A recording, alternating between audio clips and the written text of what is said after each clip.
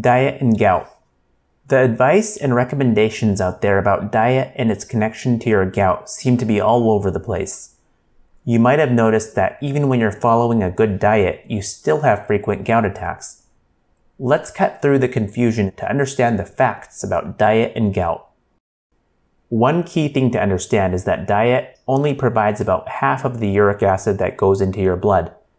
The other half comes from the daily breakdown of your cells, which is a normal process going on all the time in your body. Now, to be exact, food and cell breakdown don't directly make uric acid. Here's what I mean. Both food and your cells contain a lot of substance called purines, which get processed by your liver. In the liver, purines are converted to uric acid, which is released into the bloodstream and affects your blood uric acid level. It's the balance between how much uric acid is being made by cell breakdown and diet with how much uric acid is exiting the body through the kidneys and the gut that determine your blood uric acid level. If the uric acid level stays below 6 milligrams per deciliter in the blood, uric acid crystals can't form. With no crystals, there are no attacks. If the uric acid level rises and stays above 6, your body will start making uric acid crystals, which is the condition that we call gout, the disease. These crystals get stored in joints and other tissues and are the cause of gout attacks. If the uric acid level is kept below 6 again, the crystals will start to dissolve and eventually they will be completely gone from the joints. Once this happens, gout, the disease, is cured, and without uric acid crystals, there can be no more gout attacks. So, will changing your diet alone prevent gout attacks from happening? The short answer is probably not. To understand this better, it's worth focusing again on the difference between a gout attack and gout, the disease. Gout attacks are caused by those uric acid crystals that are already sitting in and around your joints. Those crystals are there because of too much uric acid in the blood, which defines gout, the disease.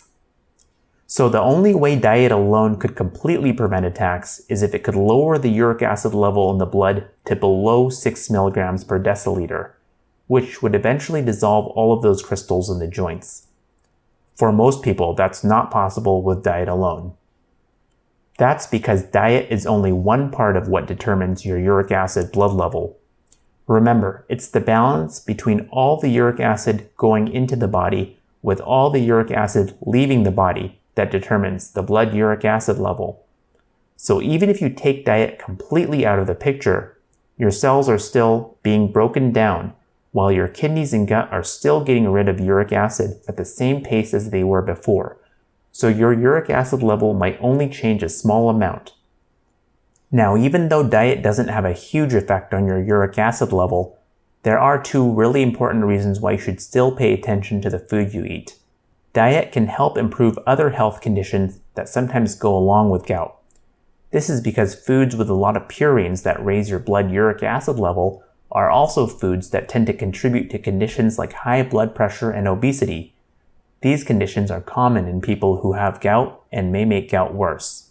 Another important reason to pay attention to diet is that it can help cut down the number of attacks you have.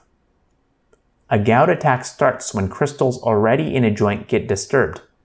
Here's a joint in someone with gout filled with uric acid crystals. One factor that can disturb these crystals is a change in the blood uric acid level, which can happen because of what you eat. Here's what I mean. Let's say you increase your beer, red meat, and shrimp consumption, which are examples of foods with a lot of purines. Your uric acid level will probably only increase a little bit. But that little bit might be just enough to disturb the crystals, attracting the attention of your immune cells. This triggers a painful attack. So what exactly are these foods with a lot of purines that people with gout should cut down on? The big 5 dietary sources of purine include alcohol, especially beer and liquor, seafood, especially shrimp and shellfish, sweetened soda and other foods containing high fructose corn syrup, red meat, and organ meats like liver. This cut down list might sound very familiar from any visit with a healthcare provider.